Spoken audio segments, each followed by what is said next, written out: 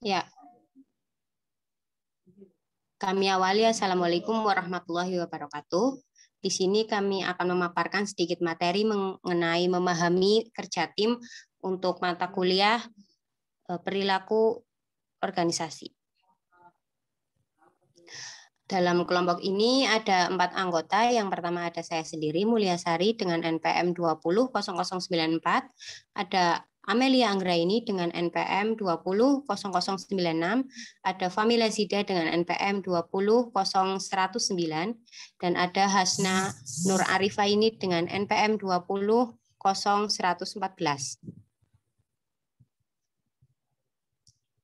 Untuk pokok bahasanya yaitu yang pertama ada alasan memiliki tim menjadi sangat populer, kemudian ada mengenai perbedaan antara kelompok dan tim, kemudian ada bahasan mengenai tipe-tipe tim, kemudian yang keempat yaitu menciptakan tim-tim yang efektif, yang kelima yaitu mengubah individu menjadi pemain tim, dan pokok bahasan yang terakhir adalah tim tidak selalu menjadi jawaban. Untuk pokok bahasan yang pertama yaitu mengapa memiliki tim menjadi sangat populer, karena tim merupakan suatu sarana efektif bagi manajemen untuk mendemokrasikan organisasi dan meningkatkan motivasi karyawan.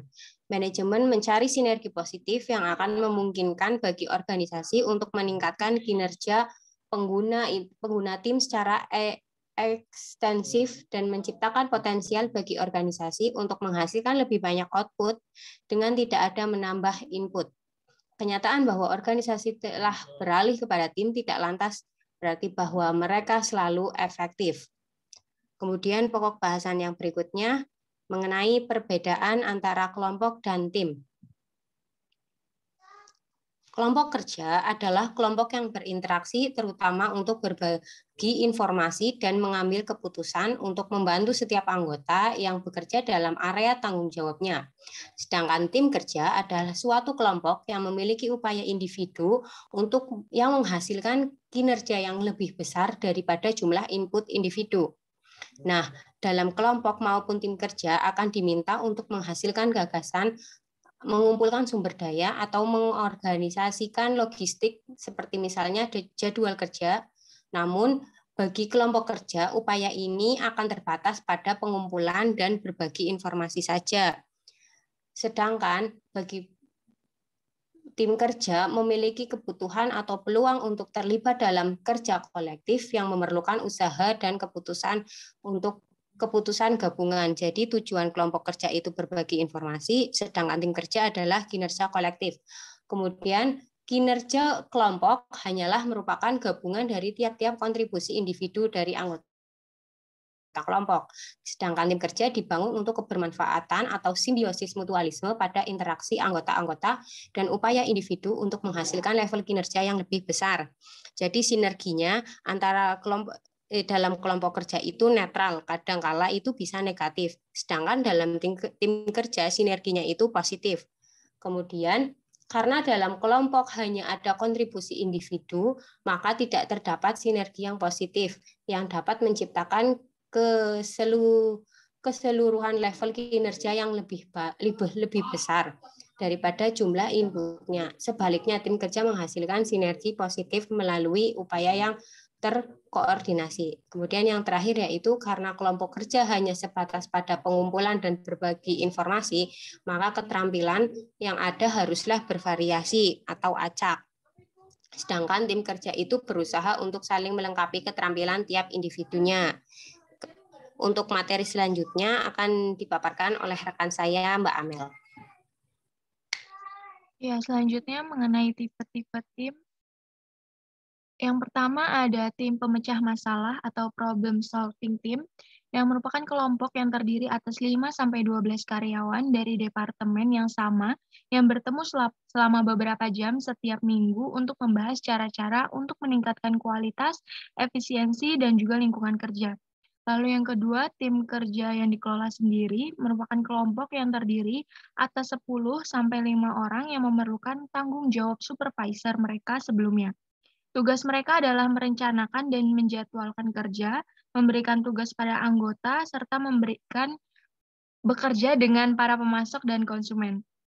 Lalu yang ketiga, tim fungsional silang merupakan para karyawan dari level hierarki yang kira-kira sama, tapi dari area fungsional yang berbeda, yang datang bersama-sama untuk menyelesaikan suatu tugas. Tim ini memungkinkan orang-orang saling berbagi informasi, mengembangkan gagasan-gagasan baru, memecahkan masalah, dan mengkoordinasikan proyek-proyek yang rumit.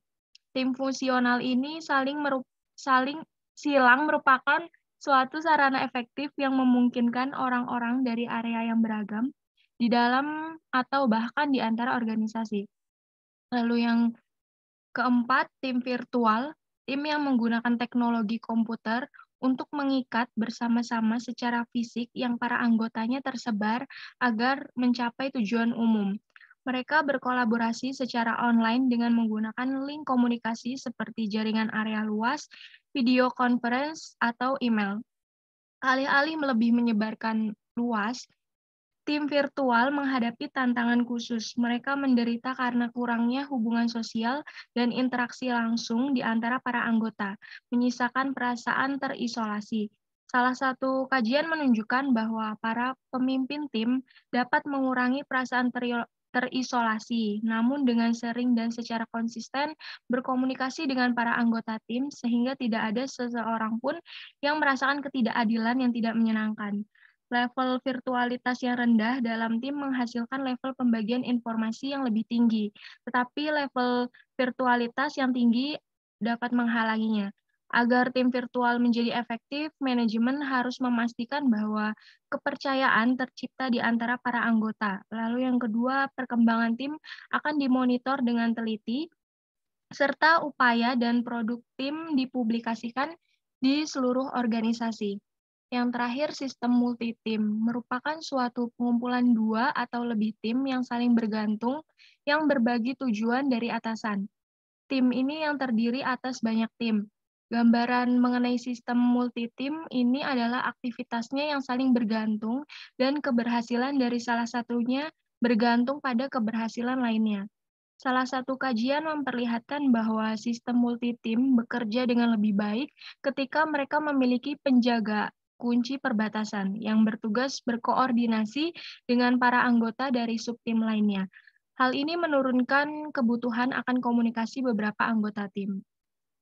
Selanjutnya, menciptakan tim yang efektif. Dalam mempertimbangkan model efektivitas tim, tim-tim harus berbeda dalam bentuk dan strukturnya, mengasumsikan kerja tim lebih disukai daripada kerja secara individu. Menciptakan tim yang efektif ketika para individu dapat melakukan pekerjaan dengan lebih baik, seperti memecahkan permasalahan yang salah dengan sempurna. Faktor-faktor yang menentukan keberhasilan tidaknya tim yang pertama ada sumber daya yang memadai. Tim-tim merupakan bagian dari sistem organisasi yang lebih luas. Setiap tim bekerja bergantung pada sumber daya dari luar kelompok untuk mempertahankannya. Kelangkaan sumber daya secara langsung dapat menurunkan kemampuan tim untuk melaksanakan pekerjaan secara efektif dan mencapai tujuan. Lalu yang kedua, kepemimpinan dan struktur. Kesepakatan mengenai kerja tertentu dan bagaimana mereka menyesuaikan bersama-sama untuk mengintegrasikan keterampilan individu memerlukan kepemimpinan dan struktur, baik dari manajemen atau dari para anggota tim itu sendiri. Kepemimpinan penting terutama di dalam sistem multi-tim. Di sini para pemimpin perlu untuk memberdayakan tim dengan mendelegasikan tanggung jawab kepada anggota tim dan mereka memainkan peran sebagai fasilitator, memastikan bahwa tim bekerja secara bersama-sama dan bukannya menentang satu dengan yang lainnya. Lalu yang ketiga ada iklim kepercayaan. Para anggota tim yang efektif saling mempercayai satu sama lain. Mereka juga memperlihatkan kepercayaan mereka kepada para pemimpin mereka. Kepercayaan antara anggota tim memfasilitasi kerjasama, menurunkan kebutuhan untuk memonitor perilaku satu sama lain, dan mengikat para anggota di sekeliling keyakinan bahwa orang lain dalam tim tidak akan mengambil keuntungan dari mereka. Lalu yang keempat, evaluasi kinerja dan sistem pemberian imbalan. Evaluasi atas kerja individu dan insentif dapat mengganggu perkembangan tim yang memiliki kinerja tinggi. Selain mengevaluasi dan memberikan imbalan kepada karyawan atas kontribusi individual mereka, maka manajemen harus memodifikasi evaluasi tradisional yang berorientasi secara individual dan sistem pemberian imbalan untuk mencerminkan kinerja tim dan menitikberatkan pada sistem hybrid yang mengaku para anggota atas kontribusi yang luar biasa dan memberikan imbalan kepada seluruh kelompok atas hasil positif. Untuk materi selanjutnya akan disampaikan oleh Mbak Mila.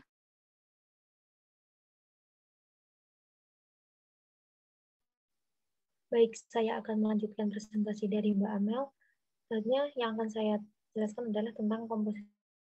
Kategori komposisi tim meliputi variabel yang terkait bagaimana seharusnya tim menempatkan para staf. Yang pertama ada kemampuan dari para anggota. Kinerja tidak semata-mata merupakan penjumlahan dari kemampuan masing-masing anggotanya, namun kemampuan ini menetapkan batasan pada apa yang para anggota dapat lakukan dan bagaimana mereka menjalankan tim secara efektif. Tim yang para anggotanya memiliki kemampuan yang tinggi juga lebih dapat beradaptasi dengan perubahan situasi. Mereka secara efektif dapat menerapkan pengetahuan yang sudah ada pada permasalahan yang baru. Kemampuan dari pemimpin tim juga merupakan persoalan. Para pemimpin tim yang cerdas dapat membantu para anggota yang kurang cerdas dan dapat sebaliknya menetralisi pengaruh dari tim yang memiliki kemampuan tinggi. Yang kedua ada kepribadian para anggota. Kepribadian secara signifikan mempengaruhi karyawan secara individual. Beberapa dimensi yang diidentifikasi dalam model kepribadian 5 besar atau Big Five personality relevan bagi efektivitas. Tinjauan atas literatur mengidentifikasinya menjadi 3 dimensi. Secara spesifik, tim yang memiliki tingkat ketelitian dan keterbukaan terhadap pengalaman lebih tinggi rata-rata cenderung mengerjakan tugas dengan lebih baik, dan sedikitnya level keramahan dari anggota tim juga merupakan persoalan. Tim-tim yang bekerja dengan buruk ketika mereka memiliki satu atau lebih para anggota yang sangat tidak menyenangkan. Yang ketiga ada alokasi aturan.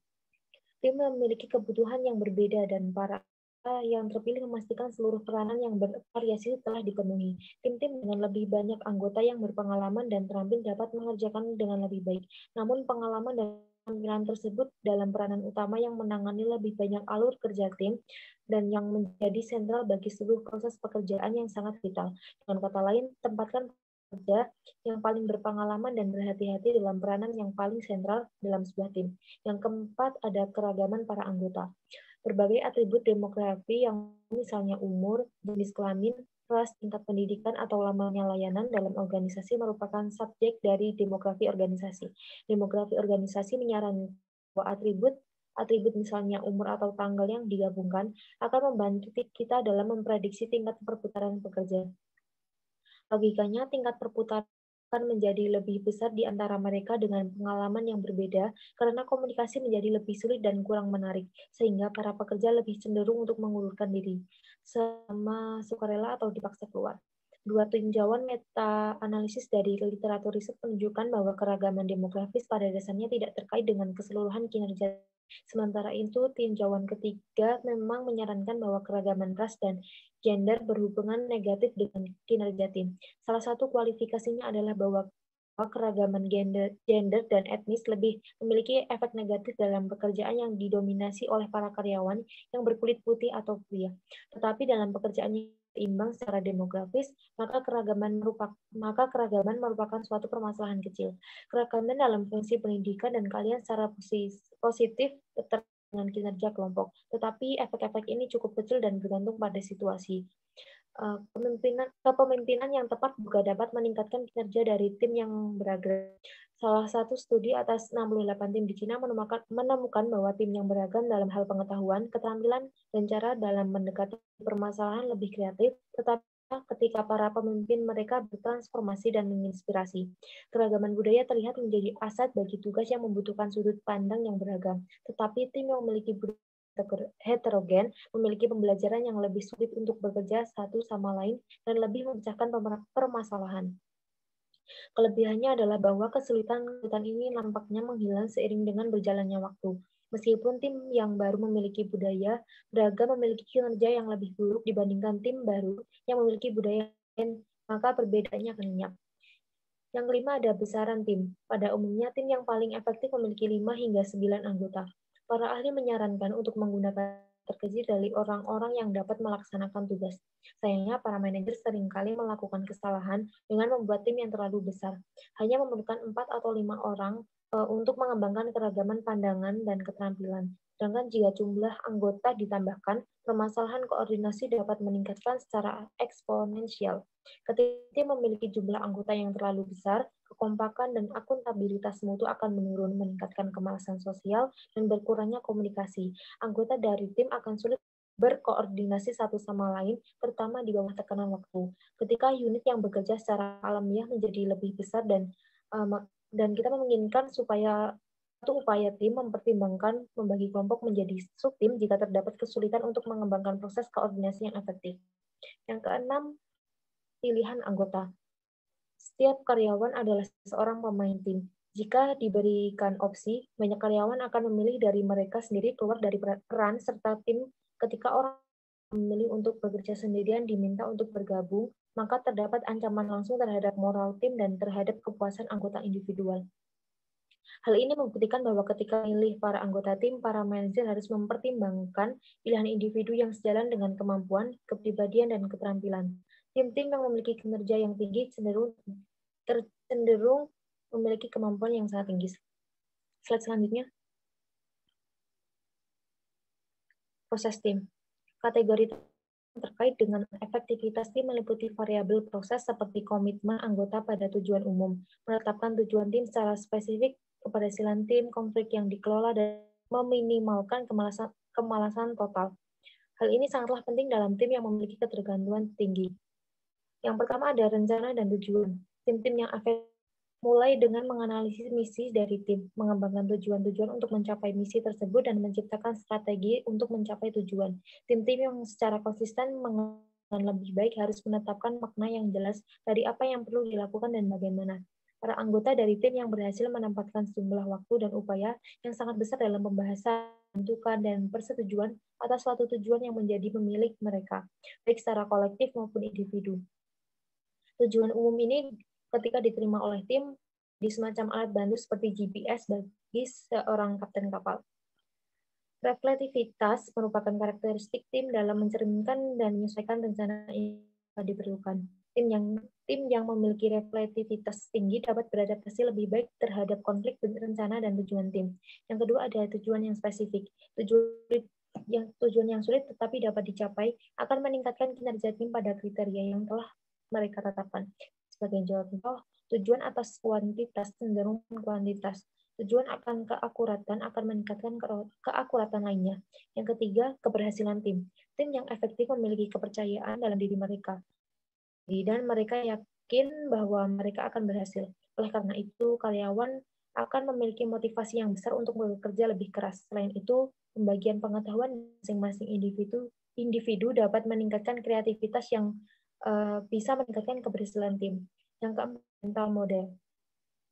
Mental model merupakan pengetahuan dan keyakinan para anggota tim mengenai bagaimana pekerja dapat diselesaikan oleh tim. Misalnya, jika para anggota tim memiliki alasan yang berbeda mengenai melakukan sesuatu, maka tim akan mempersempit metode bukannya fokus pada apa yang perlu untuk dilakukan. Yang kelima ada level konflik. Studi kajian yang dilakukan di Cina menemukan bahwa konflik tugas yang moderat selama fase awal kinerja tim secara terkait dengan kreativitas tim. Tetapi level konflik yang rendah maupun tinggi dapat mempengaruhi kinerja tim. Konflik dapat diselesaikan misalnya dengan membahas permasalahan tersebut eksplisit. Yang keenam ada kemalasan sosial. Para anggota pada sebuah tim harus jelas mengetahui tugas-tugasnya dan bertanggung jawab atas apa yang harus dikerjakan. Itu dapat dilakukan berupa tim maupun individu. Materi selanjutnya akan disampaikan oleh Mbak Asna. Terima kasih. Materi berikutnya yaitu mengenai mengubah individu menjadi pemain tim. Yang dapat dilakukan organisasi untuk meningkatkan efektivitas tim yaitu yang pertama, pemilihan, merekrut para pemain tim. Kandidat pekerja yang kurang dalam tim, para manajer memiliki opsi 3 yaitu yang pertama, jangan merekrut mereka. 2, jika ingin merekrut, tugaskan atau posisikan yang tidak memerlukan tim. Dan yang terakhir yaitu jika ingin merekrut para kandidat yang kurang terampil dalam sebuah tim, maka harus diberikan pelatihan terlebih dahulu. Kemudian Pelatihan, menciptakan para pemain tim. Para ahli pelatihan melakukan latihan yang memungkinkan para pekerja untuk mengalami kepuasan yang diberikan melalui kerja tim. Contohnya seperti seminar. Seminar dapat membantu pekerja untuk meningkatkan keterampilan pemecahan masalah, komunikasi, negosiasi, dan manajemen konflik. Kemudian ada pemberian imbalan, menyediakan insentif agar menjadi seorang pemain yang baik. Sistem insentif dasar bagi individu pada bonus tahunannya yang didasarkan pada pencapaian tujuan tim. Di promosi, kenaikan gaji, dan bentuk penghargaan lainnya harus diberikan kepada individu yang telah bekerja secara efektif sebagai para anggota tim dengan melatih para kolega baru, berbagai informasi, dan kontribusi yang lainnya. Imbalan juga dapat berubah persahabatan, di mana menjadi peluang bagi pengembangan diri sendiri maupun rekan tim dapat menjadi pengalaman yang berharga. Slide berikutnya yaitu mengenai tim tidak selalu merupakan jawaban. Kerja tim memerlukan lebih banyak waktu dan seringkali lebih banyak sumber daya daripada kerja individu. Namun tidak selamanya pekerjaan memerlukan atau memperoleh manfaat dari usaha secara kolektif atau tidak. Sebelumnya kita harus mengetahui apakah pekerjaan yang kita lakukan jika berkelompok, apakah pekerjaan itu menjadi lebih baik. Yang harus dilakukan yaitu 1. Memahami apakah pekerjaan lebih baik dilakukan oleh lebih dari satu orang. 2. Apakah pekerjaan akan menciptakan tujuan yang umum atau menetapkan tujuan bagi orang berkelompok daripada individu. Dan yang terakhir yaitu menentukan apakah para anggota kelompok saling bergantungan atau tidak. Sekian saya kembalikan ke Mbak Mulyasari. Ya, terima kasih untuk presentasi teman-teman. Demikian presentasi dari kami. Kurang lebihnya kami mohon maaf. Wa'afu minkum wa wahul muwafiq ila aqwamit thoriq. Wassalamualaikum warahmatullahi wabarakatuh.